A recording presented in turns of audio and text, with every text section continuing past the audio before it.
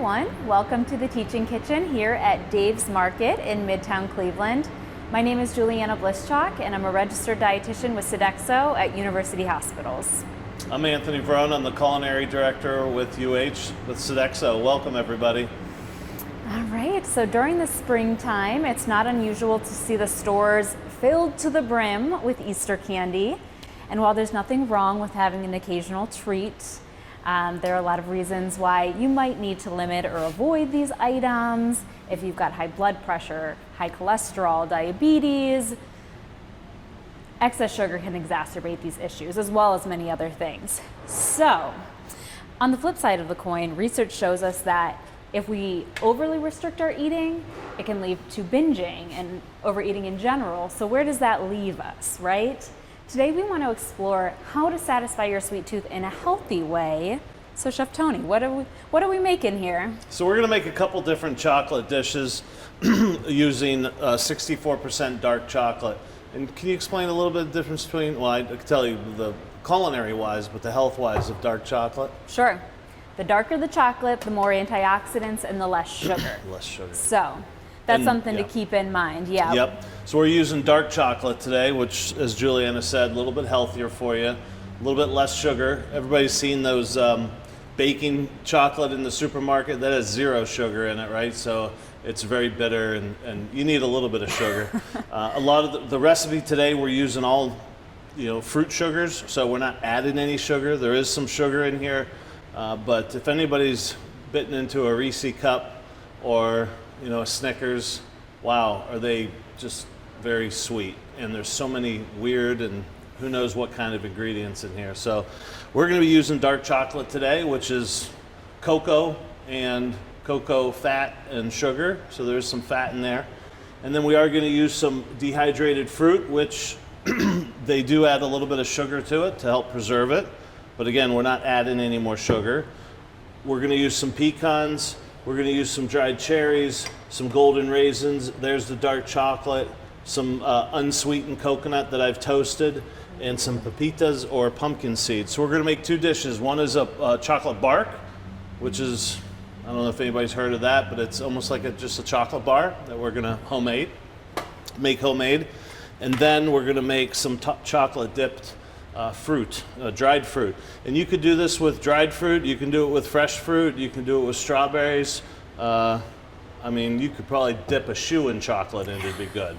All right, so let's talk a little bit about how we do the chocolate, because there's some little techniques that are kind of interesting. There is a term called tempering chocolate, and the big time chocolatiers, they have a whole process of melting chocolate. And what happens is, when you temper it, if you just melt straight chocolate, then it cools, it gets hard, right? If you add any more fat, then it's going to stay soft. In our case, we want it to stay hard, we want it to stay shiny. What happens when you bring chocolate up to a certain temperature and you cool it, it can, what they call bloom, which gets a little hazy on top. Yes. So what you need to do is, once you melt your chocolate, and the chocolatiers use thermometers, and we're not going to get all that technical today, but I'm going to show you how to melt it. But once we melt it, we want to cool it down rather quickly, and then we can work with it. And I'm going to show you how to do that.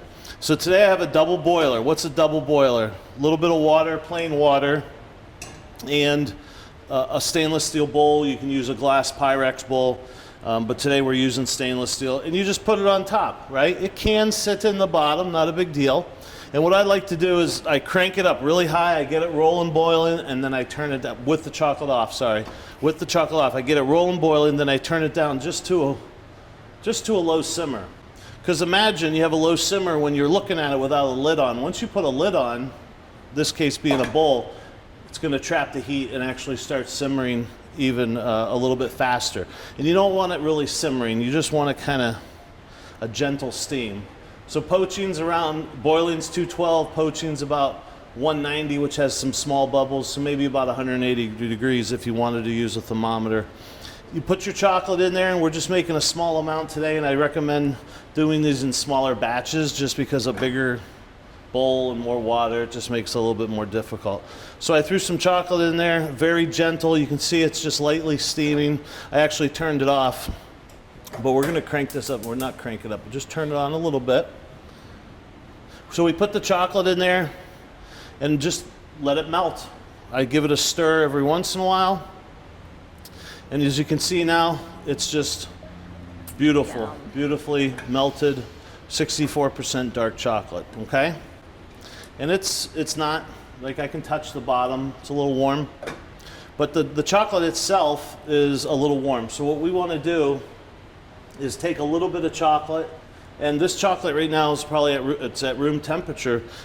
This chocolate's probably about 140, 150 degrees. This is at 65, 70 degrees. So what's that going to do? When you add colder chocolate into it, it's going to drop the temperature.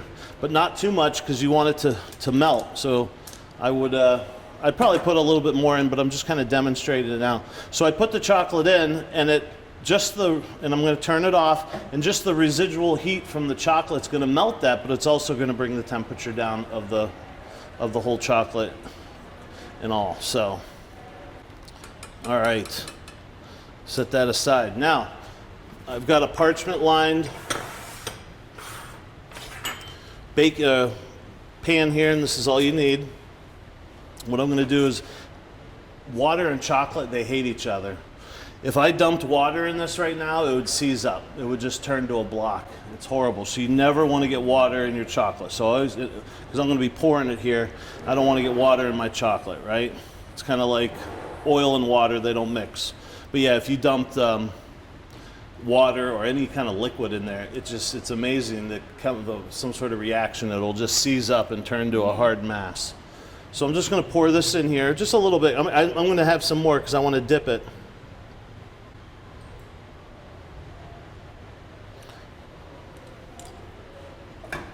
And I kind of just grab the corners. Now, chocolate bark, you don't want it too thick, right? You want it kind of delicate. And that's what we're looking for today. Just delicate. So I'm going to just eyeball it here. Try to get it. You see I'm holding the paper so it doesn't slide. And I can tell that's a good thickness. You don't want it too thin, not too thick. Now, simple, simple, simple. I've got some pecans. Now you can load it up or, be conservative with it. I like a good amount. You got to do this when it's warm because now that what's happening with those nuts, they're kind of sinking in, right? These are toasted pepitas or pumpkin seeds. Then I have some craisins. I'm sorry, these are cherries. Ooh. And cherry and chocolate, come on now. So you can see they're kind of, and I'm kind of being strategic with where I'm putting them. I don't want the cherries to be on top of the nuts because then they're not going to stick in, okay? Now remember, this is going to get hard or firm up. And that's when I'll show you here when we're done. I've got some golden raisins. And you could, oh my gosh, you could add anything to this. Any type of nut. You could add dried fruit. I probably wouldn't add anything with a high moisture content like fresh strawberries or anything like that. But man, you could just add so many different items from dried fruit to nuts to seeds. Make it all year round, depending on the season, depending on the holiday. Put crushed peppermint, what do you call those? The sticks. Christmas sticks. What are they called? Peppermint Candy canes. Candy canes! Robert, the cameraman, coming through. Thanks, Robert. I Candy really couldn't canes. remember. Wow. So candy canes in there. The other thing you could do is actually they sell little oils, like mint oil, peppermint oil. Now the oil, if you add butter or oil to this, it's perfectly fine. It just won't set up as much. Now the peppermint oils, it's such a small amount. It's like a drop. It doesn't make a difference. But if you did want to have this a little softer, for say a good if you're lactose intolerant, make a ganache. A ganache is chocolate and heavy cream, but if you don't want the heavy cream, you can't have it, or you don't want the fat, add a little bit of oil to this, and then when it sits, it doesn't get hard, right? So you can sometimes, if you can add the right amount of oil, you can actually pour it and put it over ice cream or things like that. At home, I take dark chocolate and I don't put any oil in it. I put it on ice cream, and you know what happens? It's like that magic shell stuff. Yes, is. It freezes up. Yeah, my wife doesn't like it Yum. because it gets big chunks of chocolate, but I'm eating ice cream and then I'll get this big chunk of chocolate. That's pretty good. Okay, next is just a tad bit of salt, right? I don't know, some people think that's weird, but it adds a little bit of sweet and salty is really, really, really good. Okay, now you can let this sit out on the counter or you can chuck it in the fridge here, which I'm gonna do. Let it sit in there. You don't want to keep it in there forever. You just want to put it in there for just till it firms up. And then I'll show you the final product, okay? All right, let's make this a little bit of dip. So I'm using mango and pineapple today. Again, you want to go with, what are the dried fruits? Peaches, apricots. Literally anything. I feel like the sky's the limit Anything. with this. You could do dip little cookies in it, or I mean, so many different things, and it's just a neat little dessert, and kids, I would imagine, would love doing this stuff, right? Absolutely. Okay. It's simple, and the French term is called demi-sec, so half dry, and that's what we're going to do today. We're just going to take this, tilt it, and that's all we want right there. And I want to get off as much excess as possible, and you just put it on there. We're only going to do a few today. Again, demi-sec, that means half, right? So it's half dipped. Again, this would be great with a little cookie or something, and then you put it on top of some dessert. Okay, let's do one more of each. And look, if you have extra chocolate left over, no big deal. Leave it in the bowl, let it get hard. Maybe dip it, when it gets hard, dip it in a little bit of water and to loosen it and bang it, and it comes out and it's perfectly fine. You can use it again another time. Wow. No problem. That is beautiful. Well, just to piggyback off what Go you were ahead. talking about earlier, as far as the store-bought chocolates versus the homemade, really what is the difference with that? Well, when you look at the store, most of that chocolate is sugar and other ingredients that are not cocoa. So when we make it at home, we're a little bit more in control of that sugar content. And then as far as those antioxidants or flavonoids, those anti-cancer, antiviral, anti-inflammatory components, they're actually going to be present in this chocolate versus, just covering it all in sugar. So, and I should mention sugar, it's a buzzword, right? What is sugar? Sugar is a carbohydrate. We need carbohydrates. They're one of the body's main sources of fuel, specifically the brain. But we're talking about added sugars here. The sugar that's processed and refined and added to sweeten things. So it's added to so many things. It's added to candy. It's added to sauces, pasta sauce, ketchup. But beverages are the leading source of added sugars. In fact, one 12-ounce can of pop is going to actually have enough added sugar to exceed the recommended daily limit. I mean, they don't say you should get this much sugar. It's more like you don't want to go above this amount of sugar. And so one can of pop does go above that number. For women, it's 25 grams. For men, it's 36 grams daily of added sugar. Luckily, now the food labels are actually required to list added sugars on the back. So that helps a little bit. And I'm realistic here. We don't live in a world where you can completely avoid sugar. You'll make yourself go crazy. But when reaching for something that is a little higher in sugar, be mindful. Slow down. Put your phone aside. Turn the TV off. Be present and actually enjoy it, because there are so many distractions. It's very easy to overeat without even realizing it.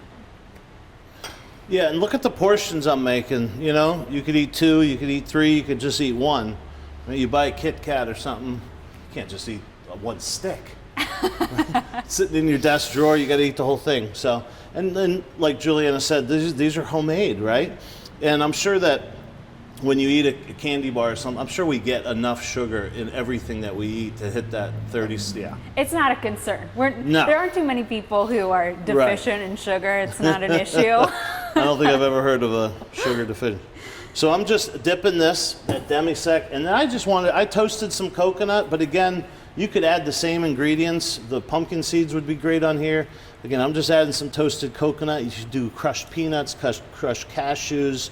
You just want something a little finer so it sticks to it. And you can see I'm putting it on when it's somewhat still wet.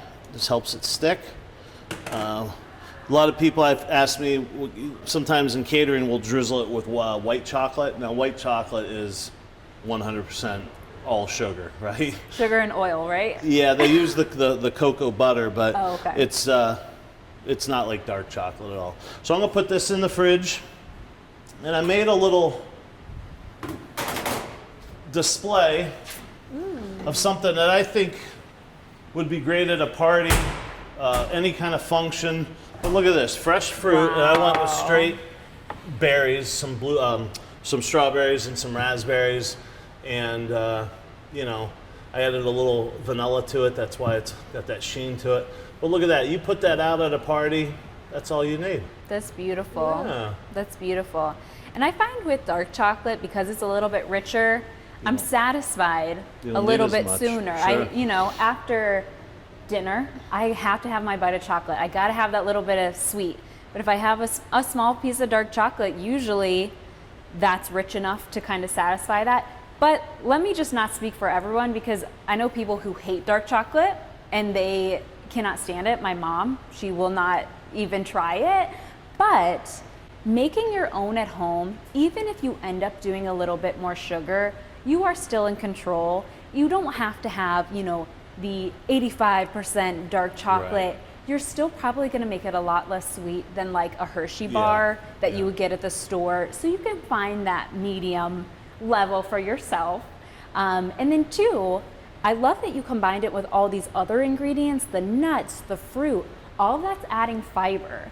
And when we talk about sugar that's found in things with added sugar versus sugar that's found in just fruit naturally, some people think, oh, no sugar, gotta cut it all out, can't even have fruit. Well, what's the difference? Fruit has that fiber. It slows down the absorption of the sugar, and that's what makes it better for the body. So anytime you have a dessert, if you can add a little fiber in there anywhere, it's going to be better digested, and it's not gonna spike our blood sugars as quickly. So all of these things that you did for taste are also benefiting our health as well. Well, I think that's a fine line, is you always want to have the benefit, but the taste, the flavor, a little bit of sweetness, but it's also some healthy components as well. Absolutely. And to Juliana's point, there's 85% dark chocolate, which it's strong, right? And it's not as sweet. And then there's 70, 64, and I think 58 is the cutoff. Right after 58, then it turns into milk chocolate. And I don't know if we mentioned this, but milk chocolate has chocolate in it, but it's mostly milk and sugar. Mm-hmm. So the dark chocolate, so 58, a little bit more sugar. As you go up, less sugar, and that's probably why people don't like it as much. So yeah. Well, one thing too, I'll just add before we wrap it up here, is that a lot of times when we're trying to cut back on our sugar, we'll look to other ingredients such as sugar alcohols, artificial sweeteners, that kind of thing. It's a complicated issue. These can be tools to help regulate your blood glucose, but the research that we have at the moment is pretty mixed. It's inconclusive. So my recommendation is not to fully rely on something like an artificial sweetener to just cut out all your sugar and I'm only doing this now. In fact, if you eat too much artificial sweetener, it has a laxative effect, so that could be a problem. But just like sugar, moderation is key. Yep. We don't want to go full one direction or the other. It's about finding that in between, just like enjoying your desserts. I will tell you, if you're doing this and you have leftovers, probably put them in the refrigerator, because they will get a little bit soft. And if you're doing it in the summer, obviously chocolate, heat, don't always mix. So, well, we thank you for watching, and we hope that you'll try this one at home, have fun with it, and enjoy. Thanks, everybody.